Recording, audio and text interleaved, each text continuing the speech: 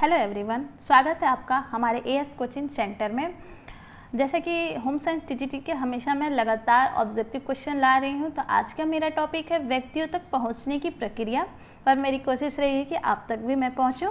Video अच्छी लगे तो लाइक शेयर सब्सक्राइब ज़रूर कीजिएगा। आपका एक लाइक, एक शेयर, एक सब्सक्राइब मुझे मोटिवेट करता है, तो मुझे मोटिवेट करते रहिए ताकि मैं आपके लिए ऐसे ही वीडियो लाती रहूं।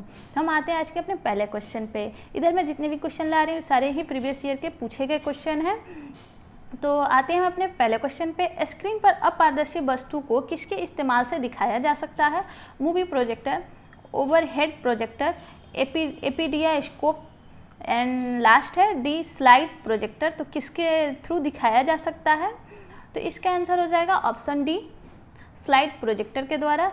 स्क्रीन पर अपारदर्शी वस्तु स्लाइड प्रोजेक्टर के द्वारा दिखाया जा सकता है। नेक्स्ट क्वेश्चन है हमारा, फ्लैश कार्डों की अधिकतम संख्या हो सकती है? ये टीजीटी 2018 में पूछा गया क्वेश्चन है। फ्लैश कार्डों की अधिकतम संख्या हो सकती है 20 से 22, 10 से 12, 15 से 20 या फिर 6 से 8। तो फ्लैश कार्डों की अधिकतम संख्या हो सकती है ऑप्शन बी 10 से 12। फ्लैश कार्डों की अधिकतम संख्या 10 से 12 हो सकती है। इसमें कार्ड मोटे कागज पर बनाया जाता है जो 21 × 27 सेंटीमीटर 21 × 27 सेंटीमीटर करीब आकार का होता है, जिसमें चित्र होते हैं या रेखांकित बने होते हैं। यह कार्ड बंधे हुए नहीं होते हैं। प्रत्येक कार्ड को दर्शकों के सामने फ्लैश किया जाता है और साथ में शब्दों की केमेट्री भी की जाती है। प्रसार कार्यकर्ता इन कार्डों को हाथ में पकड़कर उपयोग में लाते हैं और एक के बाद एक फ्लैश करके दिखाते हैं। नेक्स्ट क्वेश्चन पे आते हैं। जैसे कि आप इसकी मोटाई याद कर सकते हैं और इसके कार्डों की संख्या 10 से 12, ये इंपॉर्टेंट है, ये पूछा जा सकता है। नेक्स्ट क्वेश्चन पे आते हैं। नेक्स्ट क्वेश्चन है हमारा कि पोस्टर में एबीसी का अर्थ है। ये भी यूपीएलटी 2018 में पूछा गया है क्वेश्चन है, और जहाँ तक कि मुझे याद है टीजीटी क्वेश्चन में भी पूछा गया, क्योंकि मैंने टीजीटी का जब पेपर सॉल्व कराया था तो उसमें भी मैंने इस क्वेश्चन को देखा था। तो पोस्टर में एबीसी का अर्थ है, ऑप्शन ए है ध्यानाकर्षण, ऑप्शन ए है ध्यानाकर्षण संक्षिप्त एवं स्पष्ट, बी है ध्यानाकर्षण बड़ा एवं स्पष्ट, डी है आकर्षण संक्षिप्त एवं स्पष्ट, एंड डी है आकर्षक संक्षिप्त एवं रंगीन। तो पोस्टर में एबीसी का क्या अर्थ है? तो पोस्टर में एबीसी का अर्थ है ऑप्शन सी, आकर्षक, संक्षिप्त व स्पष्ट। ऑप्शन सी सही होगा। नेक्स्ट क्वेश्चन पे आते हैं। नेक्स्ट क्वेश्चन है हमारा कि निम्न में से कौन सा सही सुमेलित नहीं है? तो कौन सा सही सुमेलित नहीं है? ये भी यूपीएलटी 2018 में पूछा गया क्वेश्चन है। तो गृह पर भेंट, व्यक्तिगत भेंट, ये बिल्कुल सही है। दूरदर्शन जनसंपर्क, संगोष्ठी जनसंपर्क, परिमाण दर्शन व्यक्तिगत संपर्क। तो इसका ऑप्शन हो जाएगा डी, क्योंकि परिमाण संपर्क व्यक्तिगत संपर्क में नहीं आएगा। नेक्स्ट क्वेश्चन पे आते हैं। नेक्स्ट क्वेश्चन है हमारा कि निम्न में से कौन सी समूह संपर्क की विधि नहीं है? ये उत्तराखंड असिस्टेंट प्रोफेसर 2015 का पूछा गया क्वेश्चन है। तो निम्न में से कौन सी समूह संपर्क की विधि नहीं है? प्रदर्शन, भाषण, खेत व गृह पे भ्रमण एवं विचार विमर्श। तो कौन सी नहीं है? तो इसका ऑप्शन हो जाएगा ऑप्शन सी, खेत व गृह पे भ्रमण। खेत व गृह पे भ्रमण समूह संपर्क के अंतर्गत नहीं आता है।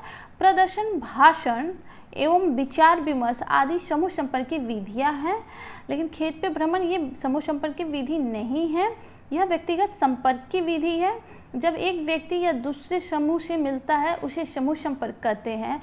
सामान्यतः इसमें 20 से अधिक व्यक्ति सम्मिलित होते हैं। समूह संपर्क में 20 से अधिक व्यक्ति सम्मिलित होने चाहिए, जिनका एक ही दृष्टिकोण व कार्यक्रम होता है। यह समूह जाति, धर्म अथवा वर्ग आधारित नहीं होते और सभी सदस्यों को विचार विमर्श करने का अवसर दिया जाता है।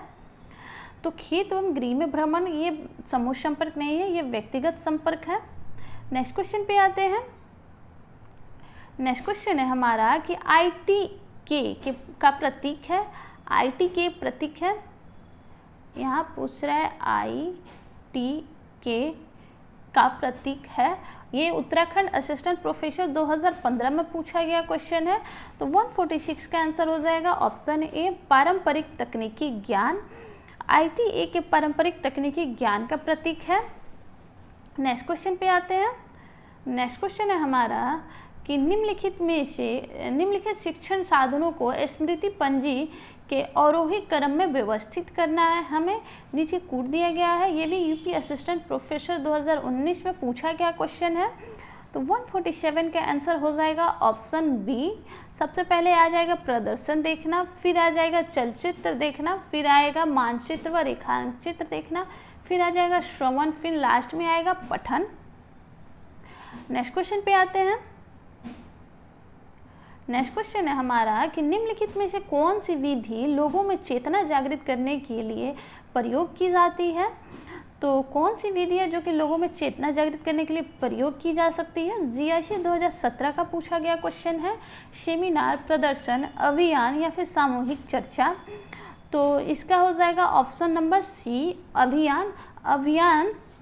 अभियान विधि लोगों में चेतना जागृत करने के लिए प्रयोग की जाती है। यह दृश्य श्रव्य सामग्री के अंतर्गत आता है। यह कहा गया है कि मनुष्य के हृदय में प्रवेश करने का उत्तम रास्ता पेट है, किंतु मनुष्य के मस्तिष्क में प्रवेश करने का उत्तम रास्ता उसकी आँख एवं कान है। नेक्स्ट क्वेश्चन पे आते हैं। नेक्स्ट क्वेश्चन है हमारा कि निम्न में से कौन से गैर प्रक्षेपित दृश्य साधन है? ये भी GIC 2017 में पूछा गया क्वेश्चन है। तो वीडियो, उपेक प्रक्षेपण, चलचित्र या फिर चाकबोर्ड। तो कौन है जो कि गैर प्रक्षेपित दृश्य साधन है? 149 का आंसर हो जाएगा ऑप्शन डी, चाक एवं बोर्ड। चाक और बोर्ड श्यामपट्ट गैर प्रक्षेपित दृश्य साधन है। श्यामपट्ट एक दृढ़ सतह होती है जो कि हरे या काले रंग के पेंट से होती है, जिस पर चौक से लिखा या चित्रित किया जाता है। मतलब कि जो भी आप स्कूल में पढ़ते थे ना, उसे ही ब्लैक बोर्ड बोलिए या फिर वाइट बोर्ड बोलिए, उसी को बोलते हैं। ये गैर प्रक्षेपित होता है और ये सारे प्रक्षेपित में आएंगे। नेक्स्ट क्वेश्चन पे आते हैं। नेक्स्ट क्वेश्चन है हमारा कि जनसंचार, ये UGC नेट एग्ज़ाम 2013 में पूछा गया क्वेश्चन है। संचार मीडिया के मैजिक बुकलेट के प्रभाव हैं। तो यहाँ पे दिया गया और नीचे कूट दिया गया है, हमें कूट में आंसर देना है। तो इसका क्या होगा? इसका ऑप्शन हो जाएगा ऑप्शन सी, सही हो जाएगा। सबसे पहले आ जाएगा रेडियो और टेलीविज़न को लोकप्रिय बनाना, फिर आएगा विज्ञापन उद्योग का उद्भव, फिर आ जाएगा सबसे लास्ट में जनसंचार मीडिया का हिटलरी एकाकीकरण। ये तीनों होंगे, इसको छोड़ के फर्स्ट नंबर को। नेक्स्ट क्वेश्चन पे आते हैं। नेक्स्ट क्वेश्चन है हमारा कि परिमाण प्रदर्शन तब किया जाता है जब, नीचे कूट है, कूट में दिया गया है, कूट में भी इसका आंसर देना है। परिमाण प्रदर्शन कब किया जाता है? तो इसका आंसर हो जाएगा ऑप्शन नंबर बी। सबसे पहले आएगा प्रक्रिया बहुत ही लंबी होती है, तब किया जाता है। उसके बाद आता है परिमाण की तुलना करनी हो, तब किया जाता है। एंड लास्ट में आएगा विधि या पद्धति का तुलनात्मक लाभ दर्शाना हो, तब किया जाता है परिमाण प्रदर्शन। नेक्स्ट क्वेश्चन देखते हैं। ये भी UGC नेट एग्ज़ाम का पूछा गया क्वेश्चन है। नेक्स्ट क्वेश्चन है कि मेरी ओटनम को और क्या कहा जाता है? ये UGC नेट एग्ज़ाम का पूछा गया क्वेश्चन है 2013 का। तो इसका हो जाएगा ऑप्शन ए, स्ट्रिंग कठपुतली। मेरी ओनेट्स को स्ट्रिंग कठपुतली कहते हैं। कठपुतली एक पारंपरिक प्रसार का साधन है जो ग्रामीण जनता को समझाने के लिए उपयुक्त साधन है। मेरी ओटलम कठपुतली को स्ट्रिंग कठपुतली या फिर धागे से चलने वाली कठपुतली भी कहते हैं। कठपुतलियों के धागे को उंगलियों में बांधकर उस कठपुतली के अभिनय को नियंत्रित किया जाता है तथा विभिन्न भाव भंगिकाओं के माध्यम से विभिन्न घटनाओं को प्रदर्शित किया जाता है। हमारे देश में इस प्रकार की कठपुतलियों का बहुत प्रचलन है, किंतु इसके द्वारा पुरानी परंपरा घटनाओं का ही प्रदर्शन किया जाता है। नेक्स्ट क्वेश्चन पे आते हैं। नेक्स्ट क्वेश्चन है हमारा नेक्स्ट क्वेश्चन है हमारा कि निम्नलिखित भारत में निम्नलिखित मीडिया के प्रारंभ होने का सही अनुक्रम लिखिए। तो कौन से होंगे, इसको कूट में आंसर देना है। 144 का आंसर हो जाएगा ऑप्शन नंबर ए। सबसे पहले आ जाएगा प्रिंट, सबसे पहले अखबार आया था, फिर उसके बाद से आएगा सिनेमा, फिर उसके बाद से आएगा रेडियो, फिर उसके बाद आएगा टेलीविज़न। सबसे पहले अखबार आया था, फिर बिना आवाज़ वाली फिल्म आई थी, मूक फिल्म, फिर उसके बाद से रेडियो आया था, फिर लास्ट में टेलीविज़न आया था। नेक्स्ट क्वेश्चन देखते हैं। नेक्स्ट क्वेश्चन है हमारा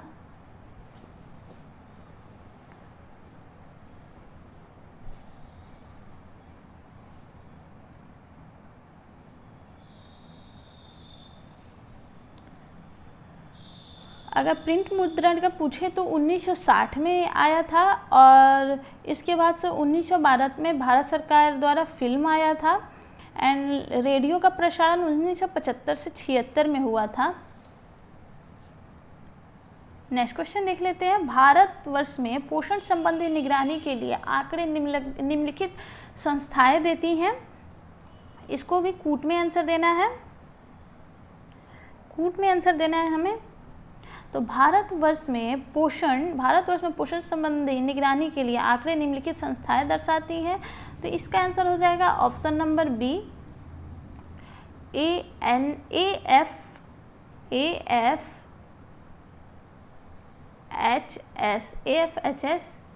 और सी हो जाएगा NSSO एंड लास्ट हो जाएगा ई CBHI। ये तीनों ही भारत में पोषण संबंधी निगरानी के लिए आंकड़े दर्शाती हैं। नेक्स्ट क्वेश्चन पे आ जाते हैं।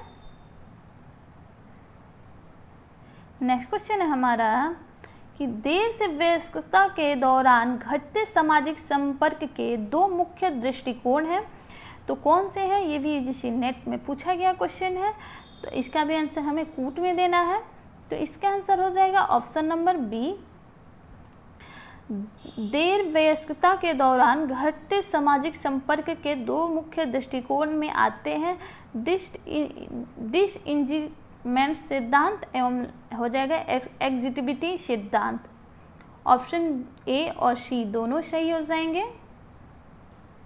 नेक्स्ट क्वेश्चन पे आते हैं। नेक्स्ट क्वेश्चन है कि नेताओं की पहचान करने के लिए इस्तेमाल विधियां हैं। इसका भी हमें कोट में आंसर देना है। UGC नेट का क्वेश्चन है ये। तो नेताओं की पहचान करने के लिए इस्तेमाल विधियां हैं। ऑप्शन नंबर ए समाजमितीय सितारे, जानकारी का दर्जा एवं सामाजिक भागीदारी। ये तीनों ही हैं नेताओं की पहचान करने के लिए, समाजमितीय सितारे, जानकारी का दर्जा एवं सामाजिक भागीदारी। नेक्स्ट क्वेश्चन पे आते हैं। नेक्स्ट क्वेश्चन है हमारा कि बुलेटिन, लिफलेट, समाचार पत्र, कहानियां डैश के अंतर्गत समूहीकृत है। तो किसके अंतर्गत आ जाएंगे? तो इसका आंसर होगा ऑप्शन नंबर बी, बृहत संपर्क। क्योंकि व्यक्तिगत यहाँ पे दिया है तो व्यक्तिगत तो होगा नहीं, सामूहिक भी नहीं होगा, तो ये बृहत संपर्क या फिर जनसंपर्क के अंतर्गत आ जाएंगे। बुलेटिन बोर्ड, लिफलेट, समाचार पत्र, कहानियाँ आदि बृहत संपर्क के अंतर्गत समूहीकृत है और ये शब्द दृश्य साधन के अंतर्गत भी आते हैं। दृश्य का अर्थ है कि हम जो देखते हैं, दृश्य द्वारा अधिक प्रभावशाली तरीके से संचार करने में सहायता मिलती है तथा समाचार कहानियाँ श्रव्य साधन है। नेक्स्ट क्वेश्चन पे आते हैं। नेक्स्ट क्वेश्चन है हमारा कि डैश नेता इस प्रकार परिचालन करता है जैसे वह लोगों पे भरोसा नहीं कर सकता। तो ये तो TGT 2019 में पूछा गया क्वेश्चन है। लोकतांत्रिक, लेसेस फेयर, तानाशाही या फिर सामान्य। तो 164 का आंसर हो जाएगा तानाशाही। तानाशाही नेता ऐसा परिचालन करता है जैसे वो लोगों पे भरोसा नहीं कर सकता। नेक्स्ट क्वेश्चन है जनसंपर्क विधियों के लिए निम्नलिखित में से जनसंपर्क विधियों में से निम्नलिखित में से किसी उपयोग किया जाता है? यहाँ पे भी हमें कूट में आंसर देना और जनसंपर्क पूछ रहा है, इसका हमें ध्यान देंगे। तो व्यक्तिगत यहाँ पे साफ साफ लिखा है, तो ये वाला तो होगा नहीं। और देखते हैं,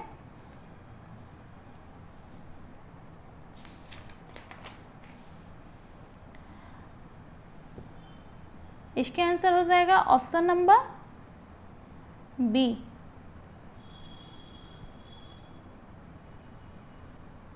ऑप्शन बी आ जाएगा। व्यक्तिगत फोन वार्ता जनसंपर्क विधियों के लिए निम्नलिखित में से किसे उपयोग किया जाता है? तो सर्कुलर, चिट्ठी, रेडियो एवं टेलीविज़न एवं ट्विटर ये आएंगे। बट ऑप्शन के अकॉर्डिंग इसे हमें ऑप्शन ए को भी लेना पड़ेगा, लेकिन व्यक्तिगत फ़ोन वार्ता ये व्यक्तिगत में आते हैं, जनसंपर्क में नहीं आता है।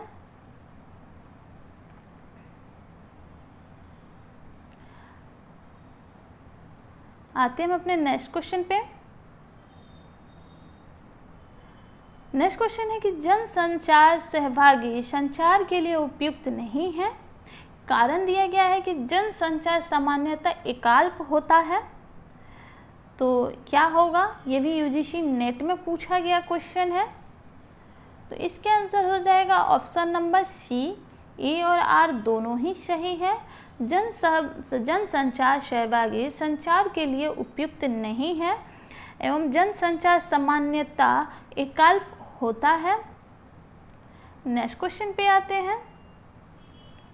नेक्स्ट क्वेश्चन दिया है, इसका कूट में आंसर है।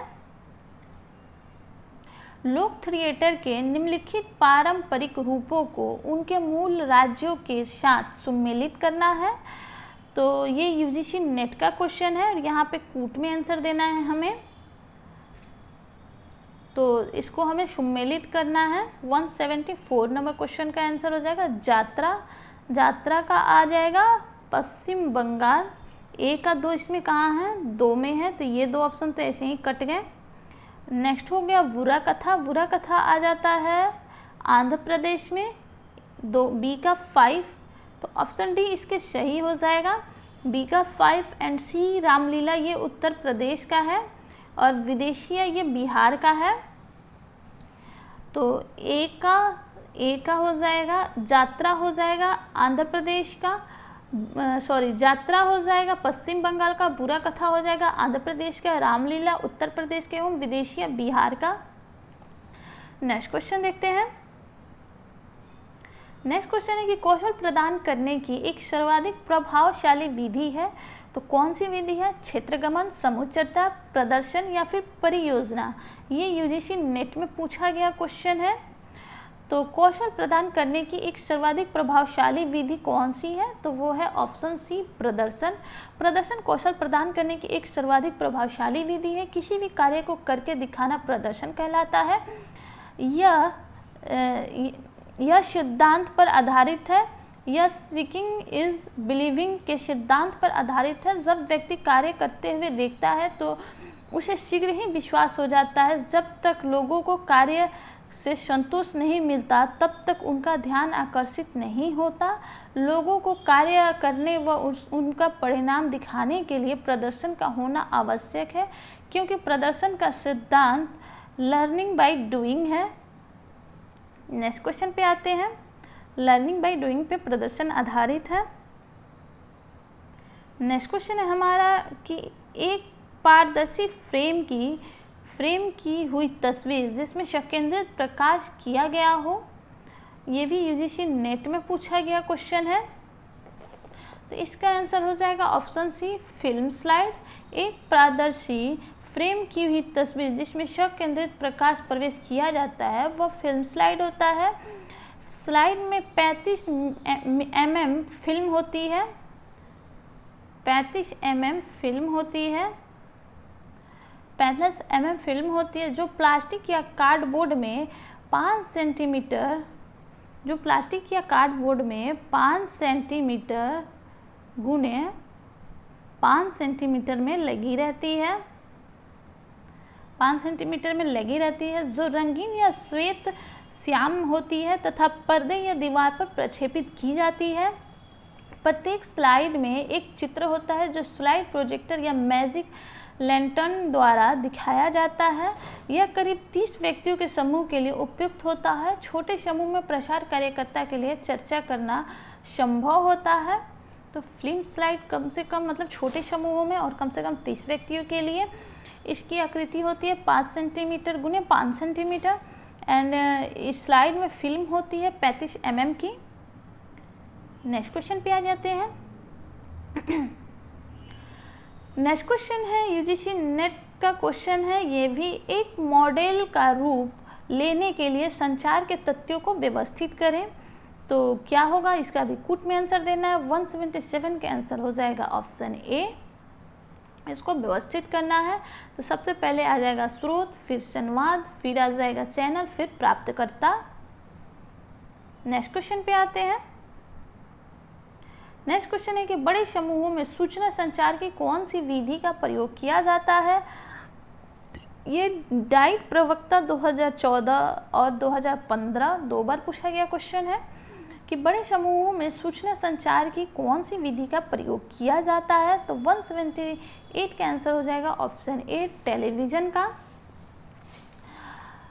आधुनिक समय में टेलीविज़न प्रसार का अत्यंत सुलभ व लोकप्रिय साधन है। यह रेडियो से अधिक प्रभावशाली इसलिए है क्योंकि इसमें चित्र भी दिखाई देते हैं। साथ ही फिल्म की अपेक्षा अधिक लोकप्रिय इसलिए है क्योंकि इसमें फिल्म किसी एक निश्चित समय पर दिखाई जाती है, जबकि यह आजकल घर घर में सहजता से उपलब्ध है। नेक्स्ट क्वेश्चन पे आते हैं। नेक्स्ट क्वेश्चन है हमारा कि ये डाइट प्रवक्ता के एग्ज़ाम का क्वेश्चन है। एक प्रक्रिया जिसमें 2 या 2 से अधिक लोग अपने विचारों का आदान प्रदान करते हैं वह जाने जाते हैं प्रसार योजना, कार्यक्रम विस्तार, प्रसार प्रक्रिया या फिर संप्रेषण। तो क्या जाने जाएंगे। एक प्रक्रिया जिसमें 2 या 2 से लोग अपने विचारों का आदान प्रदान करते हैं उसे संप्रेषण कहते हैं। संचार 2 या 2 से अधिक व्यक्तियों के मध्य सार्थक बातों के आदान प्रदान की प्रक्रिया है। इस प्रकार ज्ञान की बातें, भावनाएं, विचारों तथा सूचनाओं के आपस में आदान प्रदान की क्रिया ही संचार कहलाती है। नेक्स्ट क्वेश्चन पे आते हैं। चर्चा विधि का कौन सा प्रकार सबसे कम समय लेता है। पैनल चर्चा, चर्चा 66, बज सत्र या फिर वाद विवाद। ये भी डाइट प्रवक्ता का पूछा गया क्वेश्चन है और 2 टाइम पूछा गया क्वेश्चन है।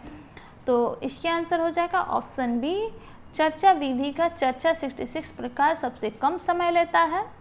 नेक्स्ट क्वेश्चन पे आते हैं। त्रिआयामी शिक्षण सामग्री का उदाहरण है। डाइट प्रवक्ता का पूछा गया क्वेश्चन है। त्रिआयामी शिक्षण सामग्री का उदाहरण है तो इसका आंसर हो जाएगा ऑप्शन नंबर सी, प्रतिरूप एवं वस्तुएं। प्रसार शिक्षा का उद्देश्य है लोगों के व्यवहारों, अभिवृत्तियों, ज्ञान कौशल, समझ तथा मूल्यों में परिवर्तन लाना। त्रिआयामी शिक्षण सामग्री में वास्तविक वस्तुएं, नमूना, मॉडल आदि आते हैं। इसका आंसर हो जाएगा option number C. Next question पे आते हैं। नेक्स्ट क्वेश्चन है हमारा कि EMMS का तात्पर्य है। इसका ये फुल फॉर्म पूछ रहा है। GIC प्रवक्ता 2015 में पूछा गया क्वेश्चन है। तो 182 नंबर क्वेश्चन का आंसर होगा EMMS का तात्पर्य क्या है, मतलब कि फुल फॉर्म EMM और S। तो EMMS का तात्पर्य है इलेक्ट्रॉनिक मेल मैसेज सिस्टम। ये हो जाएगा electronic mail message system, option A. इसका आंसर हो जाएगा ऑप्शन ए। नेक्स्ट क्वेश्चन पे आते हैं। नेक्स्ट क्वेश्चन है कि निम्नलिखित में से कौन संचार की आधुनिक विधि नहीं है। व्याख्यान विधि, शिक्षक वार्तालाप विधि, सूक्ष्म शिक्षण विधि या फिर प्रशिक्षण श्रेष्ठता विधि। ये भी GIC प्रवक्ता में पूछा गया क्वेश्चन है। तो निम्नलिखित में से कौन संचार की आधुनिक विधि नहीं है। तो 183 का आंसर हो जाएगा ऑप्शन नंबर डी, प्रशिक्षक श्रेष्ठता विधि। आजकल संचार की विभिन्न विधियां प्रयोग की जाती है। इन विधियों में से प्रशिक्षक श्रेष्ठता विधि आधुनिक संचार की विधि नहीं है, ये सारे हैं। नेक्स्ट क्वेश्चन पे आते हैं। नेक्स्ट क्वेश्चन है कि कार्यशाला क्या है। आज हमने 60 क्वेश्चन लाए थे, उसमें से 30 कंप्लीट हो गया, बाकी के 30 बचे हैं। तो कार्यशाला क्या है? व्यक्तिगत संपर्क विधि, समूह संपर्क विधि, जन संपर्क विधि या फिर उपयुक्त में से कोई नहीं। ये भी जीआईसी प्रवक्ता में पूछा गया क्वेश्चन है। तो इसका आंसर हो जाएगा कार्यशाला क्या है? तो कार्यशाला समूह संपर्क विधि के अंतर्गत कार्यशाला एक प्रकार की कॉन्फ्रेंस या सम्मेलन है जो एक सप्ताह अथवा इससे भी अधिक 7 से 15 दिन तक चलाया जाता है। इसमें विषय विशेषज्ञों के भाषण, व्यक्तिगत संपर्क, समूह और अनौपचारिक वार्ताओं आदि की व्याख्या की जाती है। कार्यशाला समूह संपर्क विधि के अंतर्गत आएगा। नेक्स्ट क्वेश्चन पे आते हैं। पोस्टर प्रयोग करने का उद्देश्य है रुचि जागृत करना, जानकारी पैदा करना, उपरोक्त सभी। ये जीआईसी में पूछा गया क्वेश्चन है। इसका आंसर हो जाएगा ऑप्शन डी, उपरोक्त सभी। पोस्टर प्रयोग करने का उद्देश्य है रुचि जागृत करना, जानकारी पैदा करना एवं प्रेरित करना। जब बड़े कागज पर कुछ चित्र बनाकर एक लिखाई द्वारा किसी समस्या पर जनता का ध्यान आकर्षित किया जाता है तो उसे पोस्टर कहते हैं। यह इसलिए अधिक प्रचलित है क्योंकि यह एक ही झलक में अपना संदेश दे देता है। नेक्स्ट क्वेश्चन पे आते हैं। संदेश भेजने वाले और प्राप्त करने वाले के बीच की कड़ी को कहते हैं माध्यम। संदेश भेजने वाला, संदेश पाने वाला या फिर प्रतिपोष्ठी। यह भी जीआईसी प्रवक्ता में पूछा गया क्वेश्चन है। तो संदेश भेजने वाले और प्राप्त करने वाले व्यक्ति के बीच की कड़ी को कहते हैं माध्यम। संदेश भेजने वाले और प्राप्त करने वाले व्यक्ति के बीच की कड़ी को माध्यम कहते हैं। संदेश को वहन करने वाले को माध्यम कहते हैं, जिसके थ्रू हम बात करते हैं। मान लीजिए कि आप किसी से फ़ोन पे बात कर रहे हैं तो वो फ़ोन आपका माध्यम हो गया या फिर उनका फ़ोन नंबर आप माध्यम हो गया। नेक्स्ट क्वेश्चन पे आते हैं। नेक्स्ट क्वेश्चन है हमारा कि संचार के माध्यमों का चयन आधारित होता है तो किस पे होता है? ये भी जीआईसी प्रवक्ता में पूछा गया क्वेश्चन है। संचार के उद्देश्य पर, संदेश के प्रकृति पे, नवाचार पे या फिर उपरोक्त सभी पे। तो 187 का आंसर हो जाएगा, क्या हो जाएगा? संचार के माध्यमों का चयन आधारित होता है, ऑप्शन डी, उपरोक्त सभी पे। संचार दो या दो से अधिक व्यक्तियों के मध्य सार्थक बातों के आदान प्रदान की प्रक्रिया है। इस प्रकार का ज्ञान की बातें, भावनाओं, विचारों तथा सूचनाओं के आपस में आदान प्रदान की क्रिया को संचार कहते हैं। संचार के माध्यम का चयन निम्न बिंदुओं पर आधारित है: संचार के उद्देश्यों पर, संदेश की प्रकृति पर एवं नवाचार आदि पर। तो संचार के माध्यमों का चयन का अधिकार ये सभी हैं, उपरोक्त सभी हो जाएगा। नेक्स्ट क्वेश्चन पे आ जाते हैं हम। नेक्स्ट क्वेश्चन है हमारा प्रसार की पारंपरिक तरीका है। ये भी असिस्टेंट प्रोफेसर एग्जाम में पूछा गया क्वेश्चन है। प्रसार की पारंपरिक तरीका है पत्राचार, टेलीग्राम। इसका आंसर हो जाएगा ऑप्शन ए, पत्राचार, टेलीग्राम। प्रसार कार्यक्रम का उद्देश्य ग्रामीण विकास है और यह प्रसार कार्यकर्ता के प्रयास तथा दूरदर्शिता पर निर्भर है। पत्राचार एवं टेलीग्राम प्रसार का प्राचीनतम तरीका है। नेक्स्ट क्वेश्चन पे आते हैं। नेक्स्ट क्वेश्चन है कि मुद्रक माध्यम जिसमें क्षेत्र की घटनाओं के बारे में प्रस्तुति है वह है, तो वह क्या है? ये भी असिस्टेंट प्रोफेसर एग्जाम में पूछा गया क्वेश्चन है। तो 189 का आंसर हो जाएगा ऑप्शन डी, अखबार। अखबार वह मुद्रक माध्यम है जिसमें क्षेत्र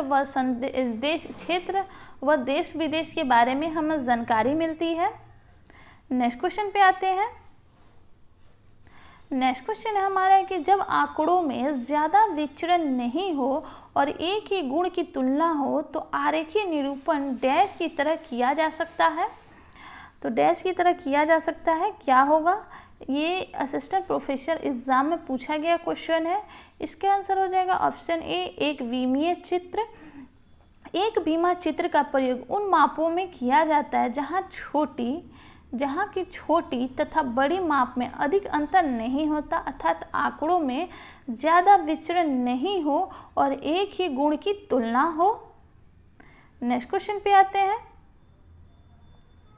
प्रसार का कौन सा पारंपरिक नहीं है?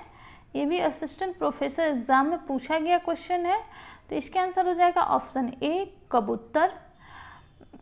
ऑप्शन ए कबूतर। सॉरी, यहाँ क्वेश्चन में थोड़ी गलत लग रही है। यहाँ हो जाएगा पारंपरिक है, नहीं है पूछ रहे, यहाँ पे हो जाएगा पारंपरिक है। नेक्स्ट क्वेश्चन पे आते हैं।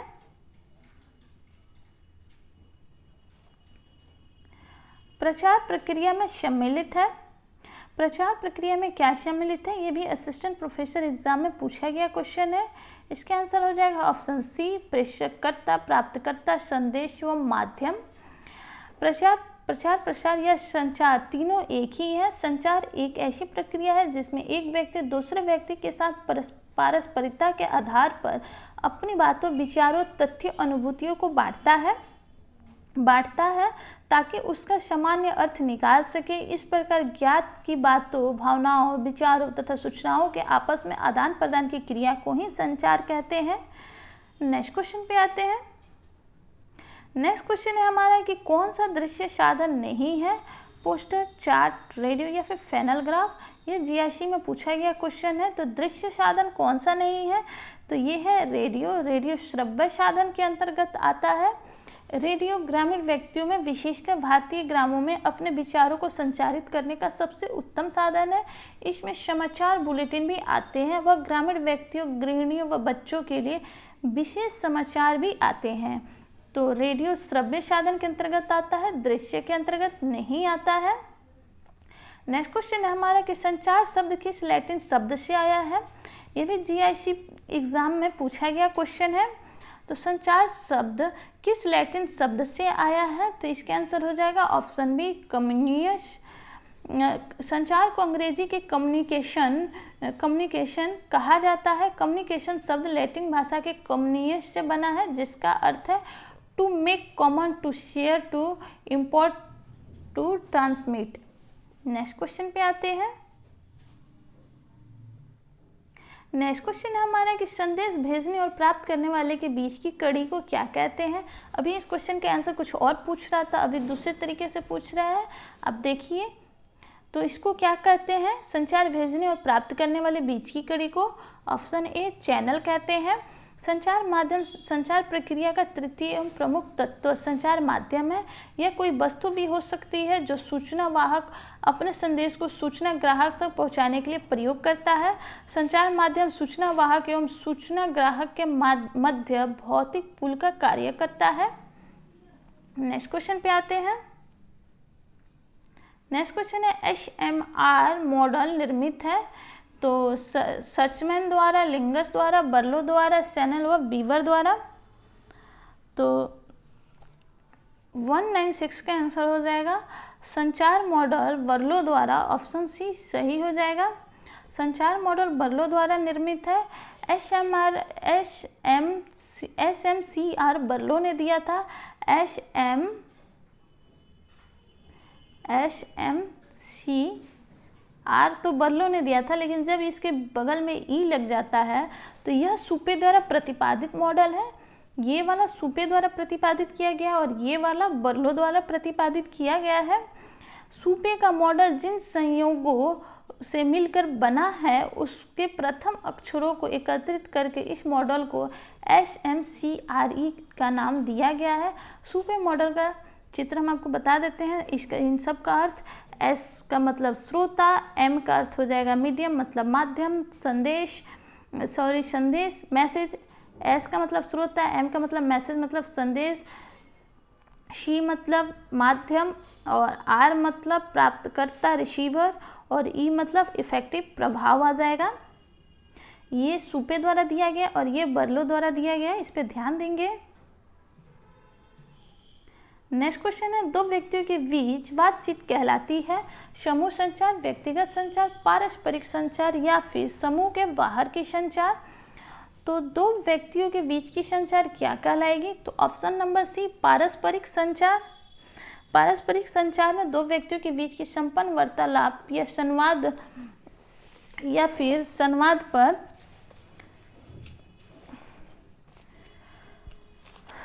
पारस्परिक संचार दो व्यक्तियों के बीच संपन्न वार्तालाप या संवाद संचार की इस श्रेणी के अंतर्गत आता है।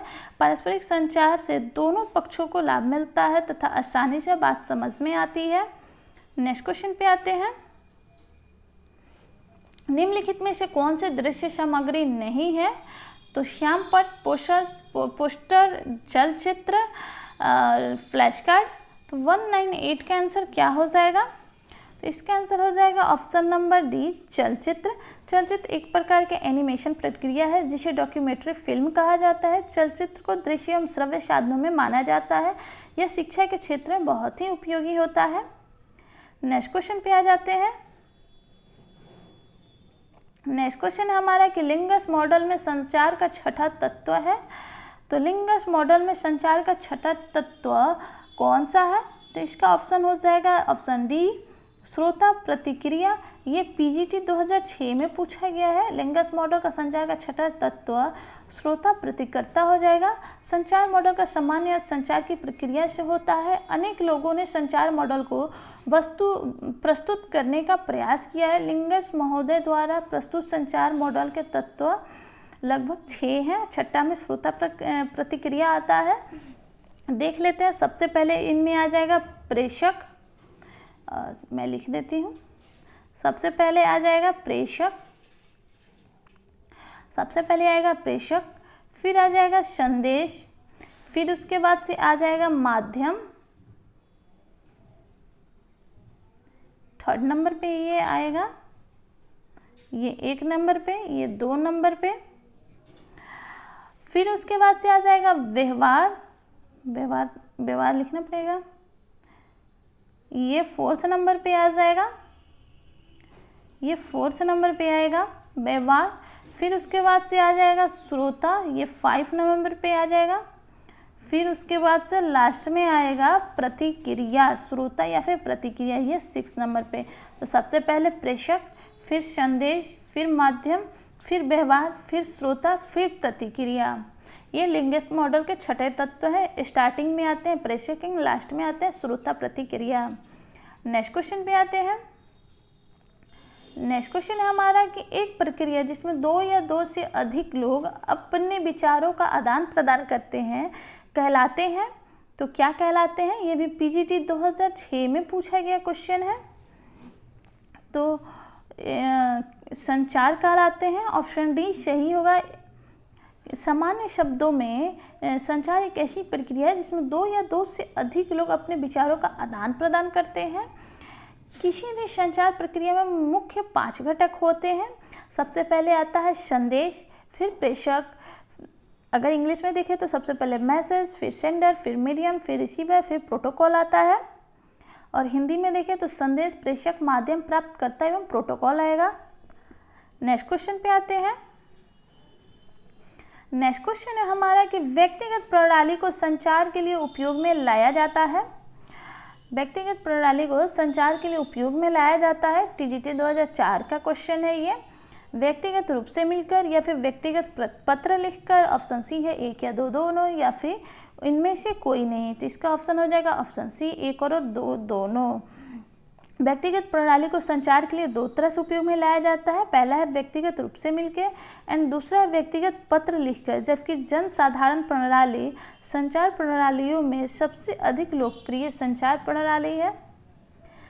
नेक्स्ट क्वेश्चन पे आते हैं। नेक्स्ट क्वेश्चन है कि एक प्रकार की शिक्षा जिसका उद्देश्य मनुष्यों के मानसिक दृष्टिकोण तथा पद्धति में परिवर्तन लाना है। ये टीजीटी 2004 में पूछा गया क्वेश्चन है।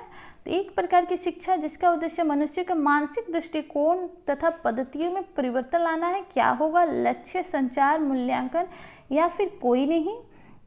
तो इसका आंसर हो जाएगा ऑप्शन बी संचार।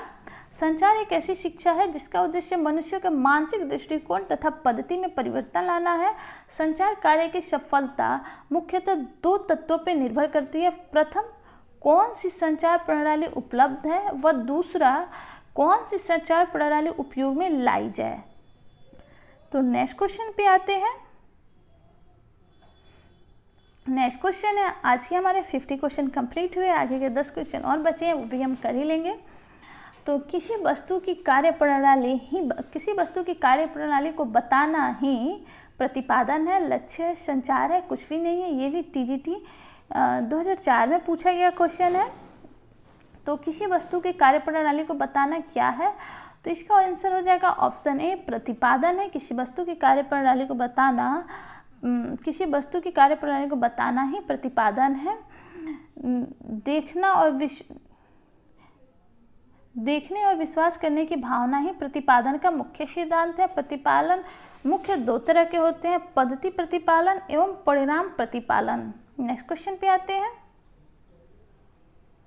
नेक्स्ट क्वेश्चन है कि संचार की वैसी विधि प्रदर्शनी का आयोजन जिसमें दिखाए गए यंत्रों से किसी को जानकारी अच्छी तरह से दी जा सकती है, क्या कहलाती है? ये भी टीजीटी 2004 में पूछा गया क्वेश्चन है।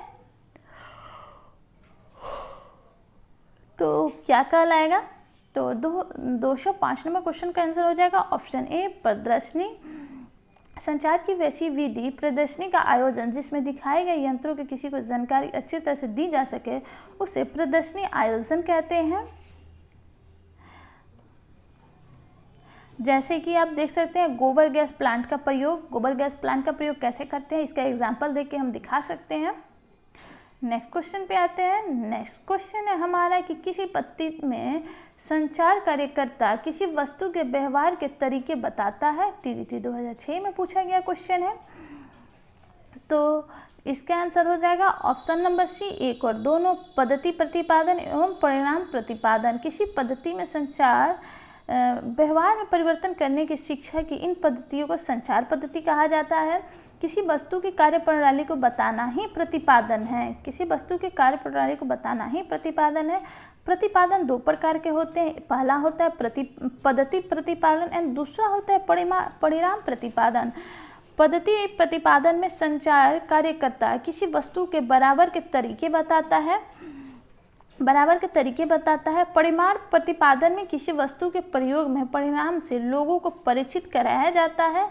इसके लिए दृश्य एवं श्रव्य साधनों का प्रयोग किया जाता है। परिणाम में दृश्य एवं श्रव्य साधनों का प्रयोग किया जाता है।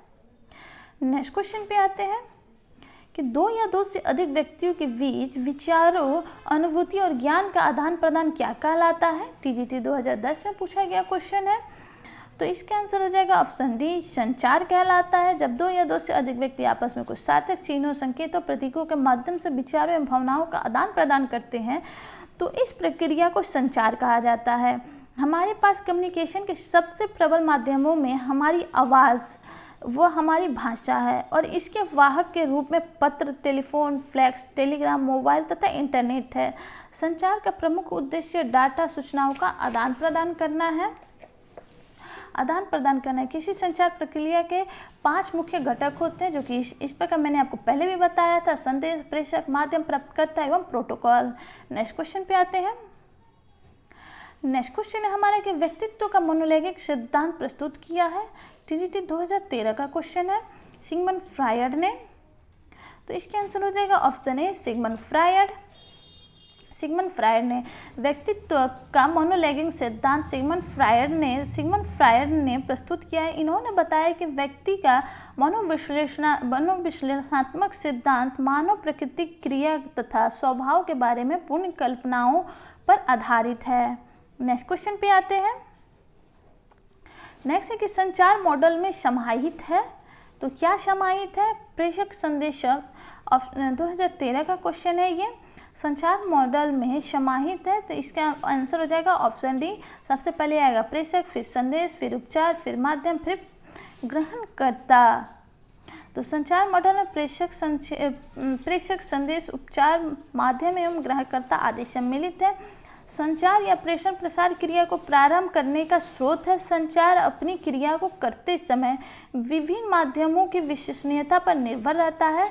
संचार को संदेश प्रेषित करने की भावनाओं, दृढ़ ज्ञान होना चाहिए ताकि वह सही ढंग से संदेश के साथ जुड़कर संदेश का चुनाव, प्रस्तुतीकरण, माध्यम तथा प्राप्तकर्ता का चुनाव सरलता से कर सके।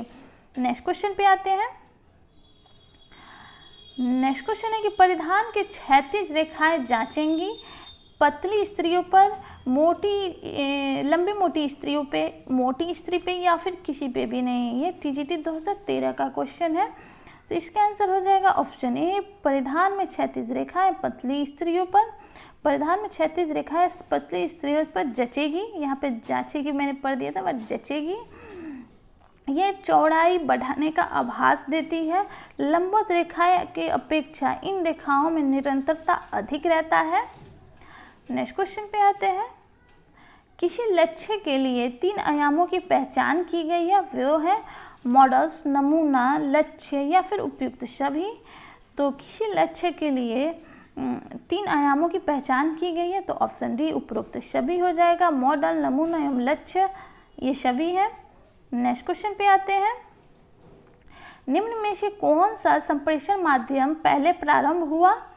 तो ये भी टीजीटी 2011 में पूछा गया क्वेश्चन है। छापना, रेडियो, फिल्म या फिर टेलीविज़न। स्टार्टिंग से हम पढ़ते आ रहे हैं कि छापना सबसे पहले आया था। संप्रेषण माध्यम के अंतर्गत सर्वप्रथम छापने की विधि का प्रयोग किया गया।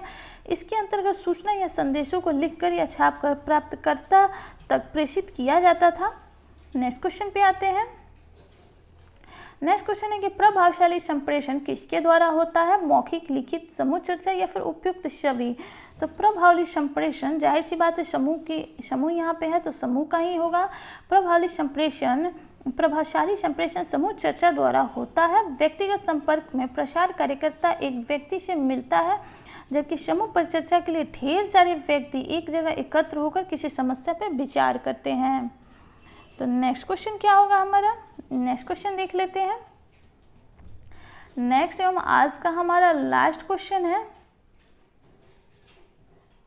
कि संप्रेषण प्रतिक्रिया में ग्रहणकर्ता शाब्दिक और अशाब्दिक संदेश का विश्लेषण करता है। जो प्रेषक भेजता है उसे कहते हैं, तो उसे क्या कहते हैं? तो उसे ऑप्शन बी डिकोडिंग कहते हैं। उसे ऑप्शन बी डिकोडिंग करते हैं। संप्रेषण प्रक्रिया में ग्रहणकर्ता प्रेषक द्वारा भेजे गए शाब्दिक और अशाब्दिक संदेश का विश्लेषण करता है, उसे डिकोडिंग कहते हैं। सूचना देने वाला सूचना देने से पूर्व नियम को अपने तरीके से परिवर्तित करता है, जिसे एनकोडिंग कहते हैं, एनकोडिंग कहते हैं। तो ये थे आज के हमारे क्वेश्चन। वीडियो आपको कैसे लगे? अच्छे लगे तो लाइक, शेयर एंड सब्सक्राइब ज़रूर कीजिएगा, क्योंकि आपका एक लाइक, एक शेयर, एक सब्सक्राइब मुझे मोटिवेट करता है। तो मुझे मोटिवेट करते रहिए ताकि हम आपके लिए ऐसे ही वीडियो लाते रहें। Thanks for watching.